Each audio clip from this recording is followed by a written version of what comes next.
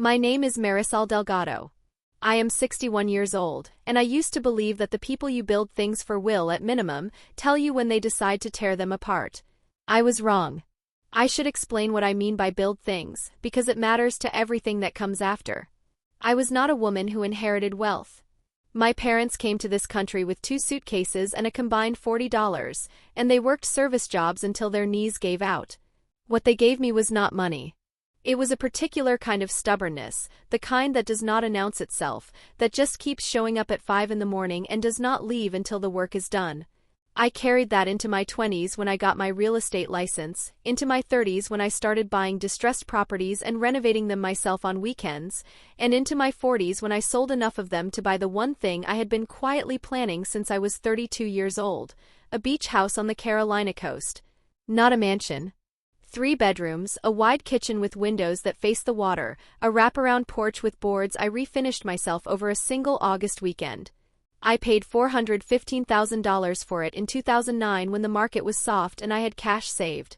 I negotiated the price down from $447,000 by pointing out the foundation drainage issue and offering to close in 14 days. The seller took it. I signed the deed in my own name. I wrote the check from my own account. For 17 years that house has been mine. Not ours, mine. My son Mateo knew this. He spent summers there as a child, brought friends there in college, and knew whose name was on that deed the same way he knew his own. I want to pause here for a moment because I think some of you already know where this is going, and I want to ask, have you ever built something slowly and quietly for years and then discovered someone else had decided it was available? If that feels familiar, stay with me.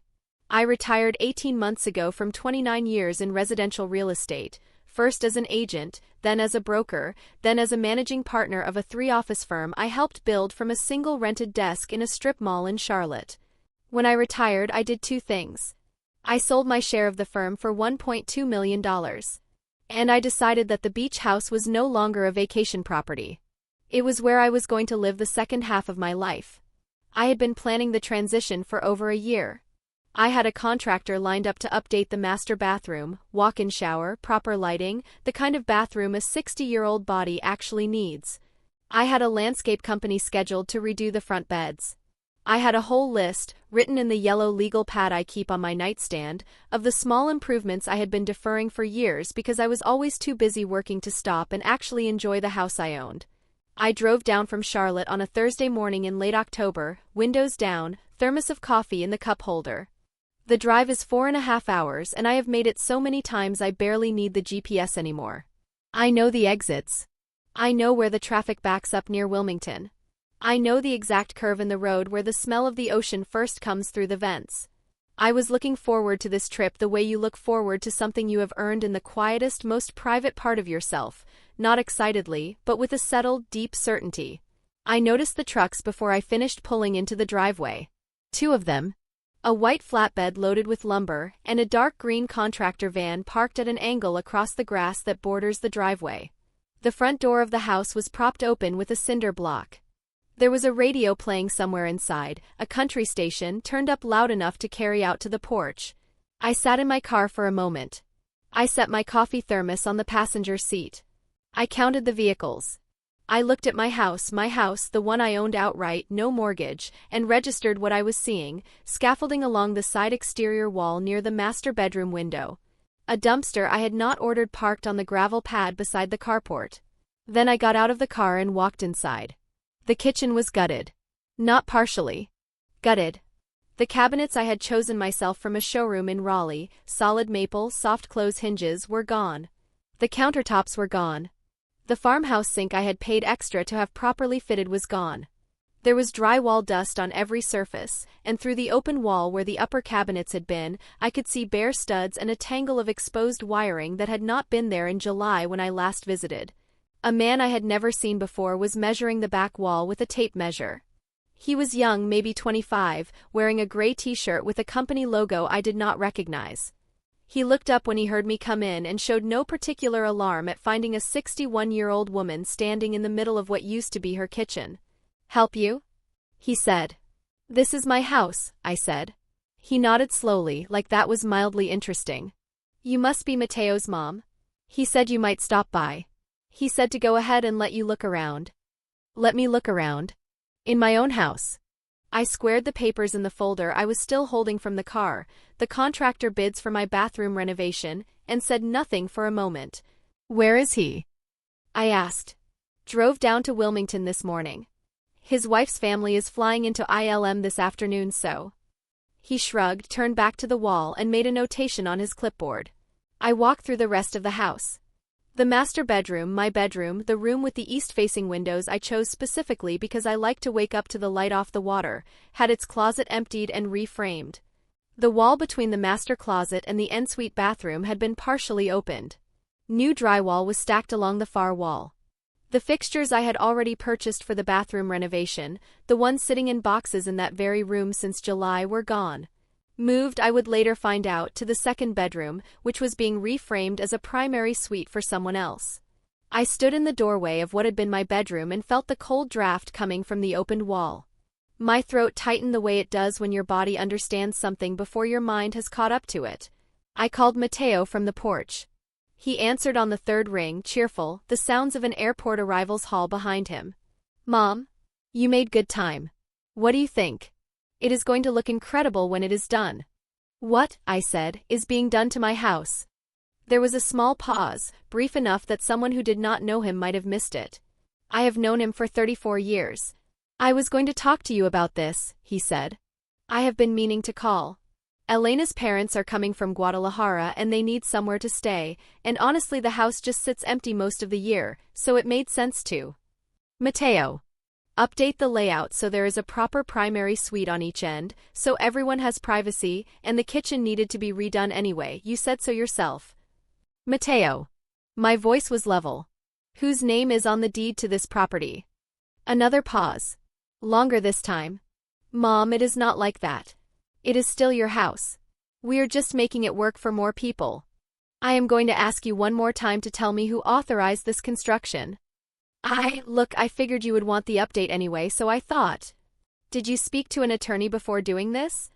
Why would I need an attorney? It is family. Come home, I said. Tonight. Mom, Elena's parents just landed. Tonight, Mateo. I hung up the phone. I walked back inside, past the contractor who was now pretending to be very focused on the back wall, past the open wound of the gutted kitchen, and into the second bedroom where my displaced bathroom fixtures were stacked in their original boxes. I sat down on the edge of the bed frame, still intact at least, and looked at the boxes. There were 7 of them. Each one had my handwriting on the side in black marker, labeling the contents. I had packed and labeled them myself. I had driven them down myself in a rented trailer. I picked up my phone again and called my attorney, a woman named Patricia Harmon who had handled real estate law for me for over 15 years. I left her a voicemail that was, I think, the calmest message I have ever left anyone under those particular circumstances. That evening, Mateo arrived with Elena and both of her parents. Her mother brought a dish of something wrapped in foil and smiled at me like this was a normal family visit. Her father shook my hand and looked approvingly at the ocean view from the porch. Mateo sat across from me at the folding table the contractors had left in the living room because the kitchen table had been moved to make room for the new cabinet footprint. He had the look of a man who had spent the drive down rehearsing a version of this conversation that ended differently than it was going to end. I should have told you first, he said. That is on me. But Mom, you have to understand, they cannot afford to fly back and forth, and they are getting older, and this house is so much space for just one person. I folded the contractor bid sheet in my hands into a smaller square and set it on the table. So much space for just one person, I repeated. I did not mean it like that. How did you mean it? He looked at the table. I just meant it could be used for more. I bought this house, I said. I have owned it for 17 years. I have maintained it, repaired it, and paid taxes on it for 17 years.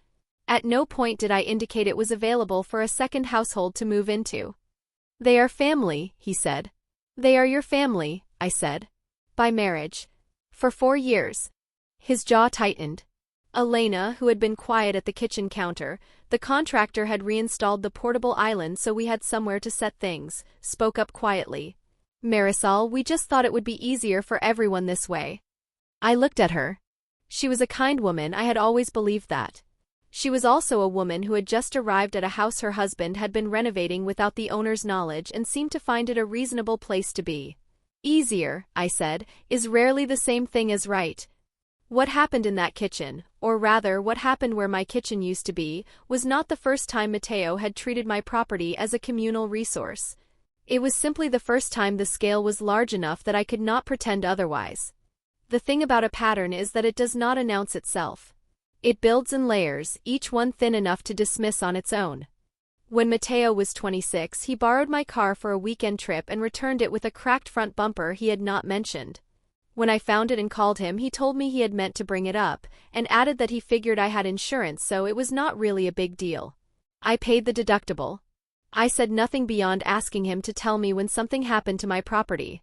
I filed it in the part of my mind where you put things that do not quite sit right but do not yet have enough company to form a conclusion. 2 years later, he was 28 and had just married Elena in a ceremony I paid for in full. $38,000 for the venue, catering, and a string quartet Elena's mother had specifically requested. Not alone. A gift. 6 weeks after the wedding, he called to tell me he and Elena had found a house they wanted to buy in Huntersville, listed at $374,000. They needed $55,000 for the down payment. I wired it within the week. Also a gift. My one request was that they tell me if they ever decided to sell the property as a courtesy. I found out through a neighborhood listing alert that they sold the Huntersville house in 2021 for $512,000. Mateo mentioned it on a phone call as a footnote, and when I said I had not known they were selling, he said, "Oh yeah, we moved pretty fast on it." That was the whole explanation. The beach house itself had been a smaller version of this for years, not construction, not until now, but a steady pattern of assumption. I drove down to Wilmington in the spring of 2019 and spent 4 days replacing the weatherboard on the seaward side of the house, a full exterior repair I did with a hired handyman over 3 full days of actual labor. I sourced the materials myself, drove them down in my truck, negotiated the day rate with the handyman directly. That work extended the life of the exterior by at least another decade. I repainted the wraparound porch by myself over a Labor Day weekend in 2020, 3 days in August heat, 2 coats on 840 square feet of porch board, my knees on a folded towel, working section by section from the front to the back. I finished at 6 in the evening on the 3rd day, sat in one of the rockers with a glass of water, and looked at what I had done. I serviced the HVAC system every spring and fall for 11 consecutive years, scheduling it myself, meeting the technician myself, paying the invoice, an average of $340 a visit, over $7,000 total, not counting the full unit replacement in 2018 at $6,200. I tracked every receipt in a folder I keep in the fireproof lockbox in my Charlotte home office, along with the deed, the title insurance policy, and the original closing documents. I replaced the water heater in 2016. I had the septic system inspected and pumped in 2017 and again in 2021. I had the roof inspected after Hurricane Dorian in 2019 and paid $4,800 to replace 4 damaged sections before the next rain season. I paid the property taxes every year, currently $3,100 annually, without interruption since 2009. I paid the homeowner's insurance every year. I paid for pest control every year. This is not a complaint. This is a ledger. Every single one of those tasks, every repainted board, every HVAC invoice, every tax payment, had been done quietly, without announcement, and without any suggestion from me that the house was anything other than what it was, my property maintained by me for my eventual use. Mateo had visited 43 times in 17 years. I know this because I keep a house journal, a habit from my real estate years, where I note the dates of visits and any maintenance completed. Each of those visits I had prepared the house, changed the linens, stocked the pantry, left the key under the ceramic pot on the porch with a note about which windows stuck in humidity. I did not ask to be thanked for these things. They were the ordinary kindnesses of a mother who owns a beach house and wants her son to enjoy it. The incident that should have been the line happened in the summer of 2022. Mateo and Elena visited for a week in July while I stayed in Charlotte to handle a final transaction before my retirement paperwork was finalized. When they left, Mateo texted me, "House was great. Oh, and we had the back bedroom repainted, it was looking a little faded. Elena picked a color she liked. Hope that is okay." I drove down the following weekend. The back bedroom, which I had painted a specific shade of pale sage I had sourced from a specialty paint company in Asheville, was now the color of the inside of a cantaloupe. Elena liked it. She had never asked me whether I did. I bought the sage paint. I repainted the room myself the following October. I mentioned it to Matteo on the phone, gently, as a request that they ask before making changes to the house. "Mom," he said in that patient tone he uses when he believes I am being unreasonable, "it is just paint." I let it go. I filed it next to the bumper, next to the house sale, next to the growing collection of small corrections I had absorbed without comment.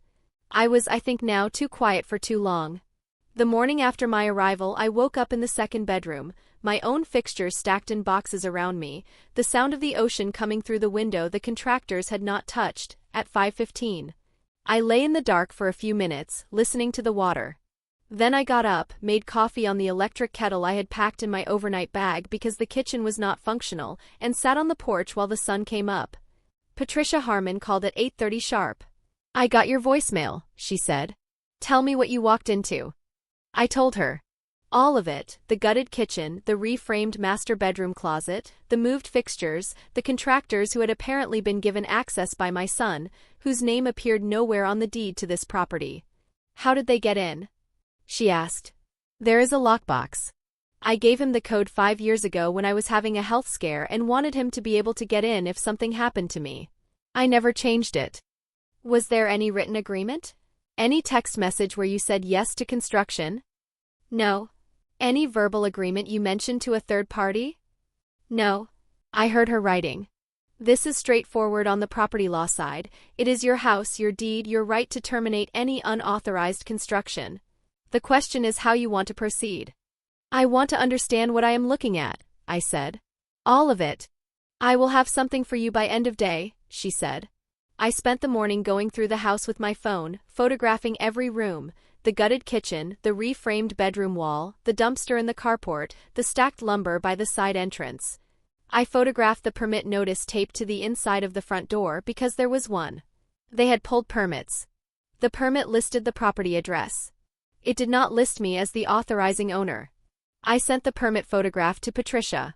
"My name is not on this." She replied 4 minutes later, "I see it. I am on it."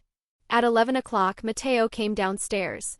He had slept in the master bedroom, on a mattress set on the floor in the partial construction zone because the bed frame had been moved during the reframing. He looked like a man who had not slept well, which struck me as the least he deserved. Elena's parents were on the porch, drinking coffee and looking at the water. Her mother waved at me pleasantly through the glass. I waved back. Matteo poured himself a coffee from the kettle and sat across from me at the folding table. "I know you are upset," he said. I capped my pen and set it on the legal pad in front of me. "Tell me," I said, "what you believed you were authorized to do here." He exhaled. "I was not trying to go behind your back. You said yourself the kitchen needed updating. And the master bedroom setup was not going to work for Elena's parents with the closet layout the way it was, and I figured." "You figured?" "I figured you would be happy to have family using the place instead of it sitting empty." "I was not planning for it to sit empty," I said. "I was planning to live here." He looked at me. For a moment, just a moment, something moved across his face that looked like genuine surprise. "You were going to move here?" he said. "I have been telling you this for 8 months." The surprise faded quickly, replaced by something that looked like recalibration. I watched him find the version of the argument that could survive this new information. "Mom," he said slowly, "you are 61. You would be out here alone. Would it not make more sense to have family nearby? Elena's parents are wonderful. It would be like having a community." I picked up my pen again. I set it back down. "What you are describing," I said, "is a living arrangement for your in-laws in my house. Without asking me." "I was going to ask you." "The contractors have been here for 3 weeks, Matteo. I spoke to the foreman this morning." 3 weeks. He looked at the table. "When were you going to ask me?" I said. He did not answer. Instead he said, in a voice that had gone careful and quiet, "We can figure this out like adults. You could take the back bedroom, we would soundproof it properly." "The back bedroom," I said. "It is a good size. And with the renovation done, the kitchen is going to be." The back bedroom, I said again, of my house. He stopped. I looked at my son, 34 years old, a man I had raised and financed a wedding for and funded a down payment toward, who had spent 43 vacations in a house I had maintained alone for 17 years. And I understood clearly and without drama that we had arrived at a moment I had been quietly moving toward for a long time without knowing it. Patricia's email arrived on my phone at 11:47. Subject, property rights summary and recommended next steps. I read it at the table in front of Matteo without turning the screen toward him. Then I closed my phone, picked up the property file I had brought from my car the evening before, the one with the deed, the title insurance, 17 years of tax receipts, and now Patricia's email printed and folded inside, and set it on the table between us. I am going to need you to call your contractor, I said, and tell him to stop work. Matteo stared at the file. Mom, today, I said. And then we are going to talk about what happens next. Patricia arrived at the beach house at 2 o'clock that afternoon. I had not told Matteo she was coming. I had told him only that I had asked someone to join us for the conversation, and that he should make sure Elena and her parents were present. He had pushed back. Why did Elena's parents need to be there? What kind of conversation required an audience? And I had told him calmly that they were living in my house and they deserved to understand what that meant. He said so. I waited until he finished and then I said, 2 o'clock, and went back to the porch. Patricia drove down from Wilmington. She was 64, slight, with gray hair she kept short, and she had the particular unhurried quality of someone who had spent decades knowing exactly how much weight her presence carried in a room. She shook my hand at the door, set her briefcase on the folding table, and looked around at the gutted kitchen with the expression of someone confirming what they had already been told. All right, she said quietly. Let us do this. We sat at the folding table, me, Patricia, Matteo, and Elena. Her parents had taken chairs near the window. Her mother was still holding her coffee cup. Her father had his hands folded in his lap and was watching the proceedings with the careful attention of a man who understood that something important was happening even without following every word. Patricia opened her briefcase and removed a manila folder. She placed it on the table without opening it. Mr. Delgado, she said, I represent Marisol Delgado in her capacity as the sole owner of this property. I have reviewed the construction permits, the contractor agreement, and the relevant property records. Before we discuss next steps, can you tell me when you engaged the contractor currently working on this property? Matteo looked at the folder. Then at me. Then back at Patricia. About a month ago, he said. And did you obtain written or verbal authorization from the property owner before engaging that contractor? She is my mother. That is not what I asked, Patricia said. A silence. Elena reached over and put her hand on Matteo's arm. No, he said finally. Not in writing. Did you obtain verbal authorization? He exhaled. I told her the house needed updating. She agreed. I reached into the property file in front of me and removed the first document. I placed it on the table facing him, a printed transcript of every text message between Matteo and me in the 18 months prior to that day, organized chronologically. Find me the text, I said, where I authorized construction. He looked at the transcript. He turned 3 pages. He did not find it because it was not there. The permit, Patricia said, producing a copy of the construction permit from her folder, lists this address and the contractor's license number. It does not list the property owner's authorization signature. Under North Carolina state law, a permitted renovation on a residential property requires the property owner's documented consent. That consent was not obtained. Elena's mother said something quietly in Spanish to her husband. He put his hand over hers. Patricia set a second document on the table. This is a cease and desist order addressed to the contractor currently on site. It has been filed with the county building office as of this morning. Construction is required to stop immediately. Matteo's jaw tightened. You filed this already? Without even talking to me first? Your mother talked to you last night, Patricia said evenly. And this morning. The filing was the appropriate next step given that construction continued this morning after she requested it stop. He turned to me. Mom, you are getting lawyers involved. In our family. Over a renovation. I reached into the property file again and produced the second document, 17 years of property tax receipts, stapled in chronological order by year, each one bearing my name and this address. I set them on the table without a word. Then the third document, the original deed in a clear plastic sleeve. My name. The purchase date. The address. I set it on top of the tax receipts. Then I looked at my son. I have owned this property since 2009, I said. I have paid every tax bill, every insurance premium, every repair invoice, every maintenance cost for 17 years. I did not ask for help.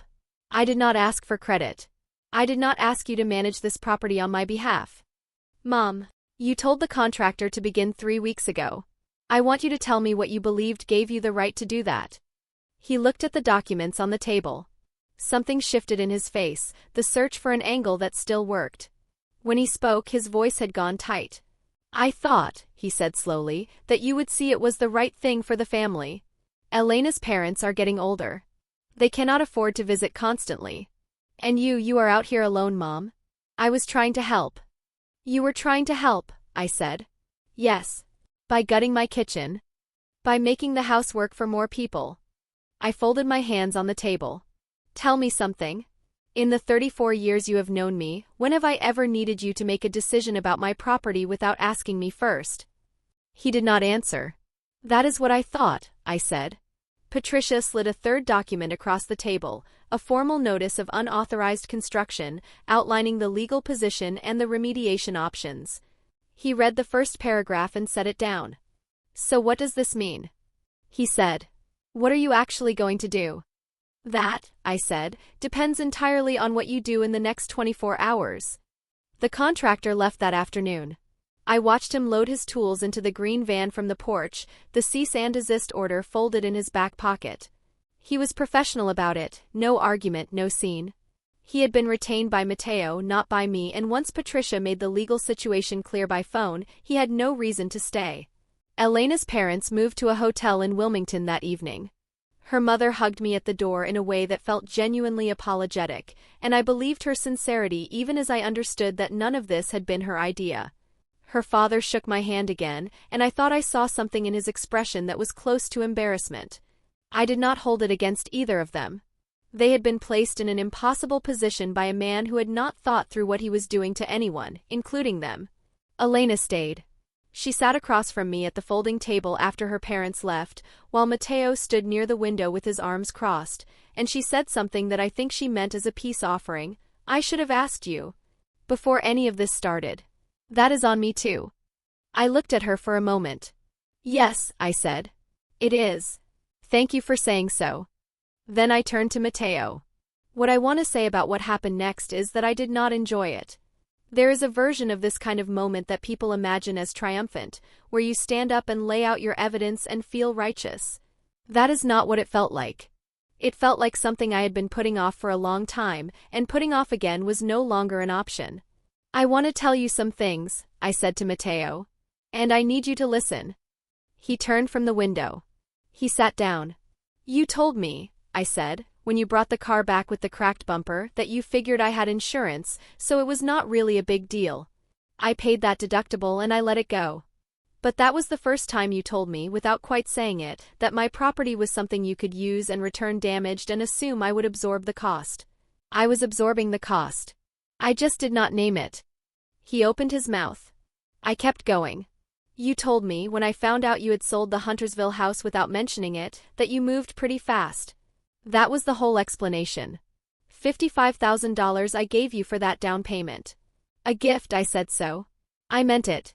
But a courtesy call when you sold the asset I helped you buy, I did not think that was too much to ask. And you did not think it was owed. Elena was very still. You told me, when Elena repainted the back bedroom without asking, that it was just paint. It was not just paint. It was my house and my choice, and what you were telling me was that my preferences inside my own property were negotiable if someone else had an opinion. I repainted it myself the following October. You never knew that. He looked at the table. And 3 weeks ago, I said, you told a contractor to gut my kitchen and reframe my master bedroom so that your wife's parents could move into my house. You were going to ask me, you said. You had 3 weeks and a phone that works and you did not call me once.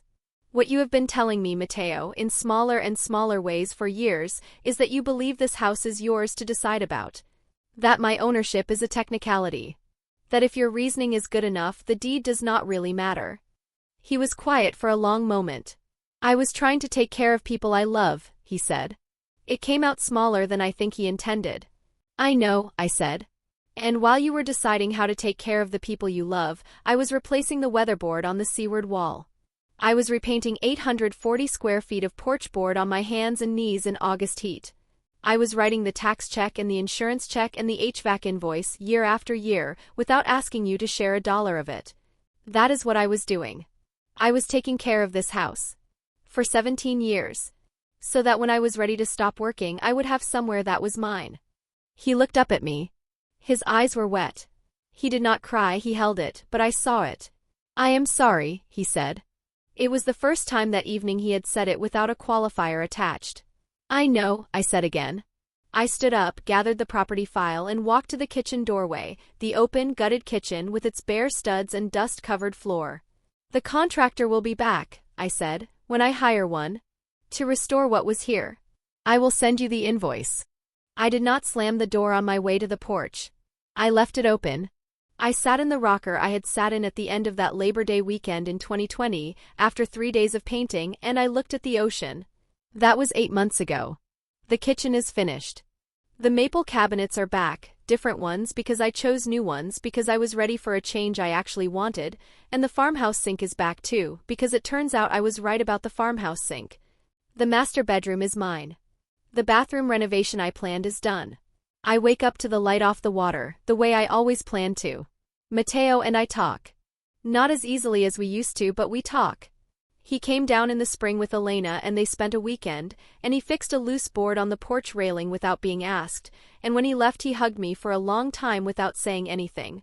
I think that was his version of the apology continuing. I accepted it. There is something I have been turning over since all of this happened, something about the nature of quiet people and what their silence gets mistaken for. I spent 30 years building things steadily and without drama, and somewhere in that steadiness, the people around me seemed to conclude that I would absorb whatever was asked of me. That my calm was the same thing as agreement. That because I did not argue, I did not mind. I did mind. I minded the bumper and the house sale and the paint and every small assumption that followed. I just believed for too long that minding quietly was the same as handling it. What I know now, what those gutted cabinets and that property file taught me in a way nothing else quite had, is that the moment you stop naming what is yours, other people start naming it for you. Not out of malice, necessarily. Mateo loves me. I do not doubt that. But love without respect for what belongs to someone else is just a nicer word for entitlement. I built this house, not the structure, but the life of it, across 17 years of tax receipts and repainted boards and HVAC invoices and quiet Labor Day weekends. That is the thing I wish I had said earlier. Not louder. Just earlier. If any of this sounds familiar to you, if you have ever watched someone you love treat your patients like a resource they could draw on without asking, I hope this story finds you at exactly the right moment. Share it with someone who needs to hear it. Sometimes the right story does more than the right argument. This is a work of fiction created for entertainment purposes. All characters, names, events, and situations are entirely fictional and do not represent real people or real events.